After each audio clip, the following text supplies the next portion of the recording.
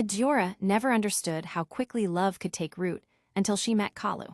He was quiet, mysterious, yet unbelievably gentle. They met in a bookstore, and from the first moment their hands brushed. Something inside her shifted. A cold spark, a subtle pull, something she couldn't explain. Kalu's presence in her life grew silently. He appeared at the cafe she liked. At the lakeside near the church courtyard, always calm, always respectful, always watching her with an intensity that made her feel both safe and seen. They married quickly, too quickly, some would say, but Adjora was intoxicated by the way he looked at her, the way he seemed to understand her without speaking. Their wedding was beautiful but strange. Kalu invited no family, no childhood friends, only two pale, expressionless men he called witnesses. They said nothing the entire ceremony. On their wedding night, Ada tried to remove the silver necklace he always wore. She thought it was a gift from a relative. Kalu stopped her instantly. "No," he whispered, "this stays on, always." His voice, it wasn't angry, it was terrified. Ada let it go, but over the next few days, she began noticing things, small things, odd things. Kalu never ate with her. He always watched her eat, but never touched a plate himself. His skin sometimes shimmered oddly in certain light. He never blinked during deep conversations. Then one morning, Ada saw it, the beach selfie she took with him.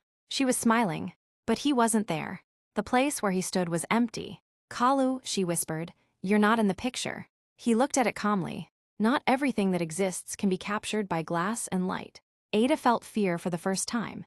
And that night, when she woke and saw scales forming under his skin as he slept, she knew something was terribly wrong. The house began whispering 2 weeks into their marriage. At first, Ada dismissed it as settling wood. But wood didn't murmur.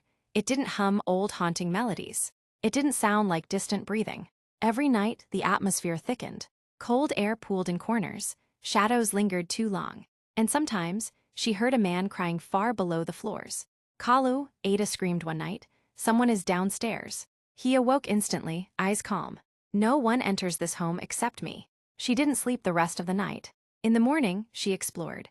She found long claw-like scratches on the walls, strands of unfamiliar silver hair in corners, a strange cold humming sound beneath the floorboards. Then she found the basement door, massive, bolted, cold enough to chill her fingers.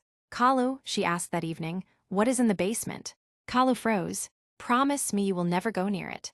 "What is in there?" she insisted. He looked at her with fear, not for himself but for her. "My past, and the thing I must never become again." That night, while Kalu showered, Ada approached the door and placed her ear against it. Something breathed on the other side. Slow, deep, hungry. "Ada." Kalu stood behind her, eyes sharp. "You must trust me," he whispered. "If you open that door, you might not survive." The whispers intensified that night. Something was waking up. Ada lay awake, pretending to sleep. At 2 a.m., Kalu rose quietly and left the bedroom. She followed silently. He stood in the living room, hunched forward. Shaking, his skin flickered normal 1 second, metallic the next. His spine shifted unnaturally beneath the skin. "Kalu," she whispered. He turned. His eyes glowed. "Adjora, you were not meant to see this." His body cracked, twisted, and transformed. Scales surfaced, his fingers elongated. His voice became layered, 2 tones merging into one.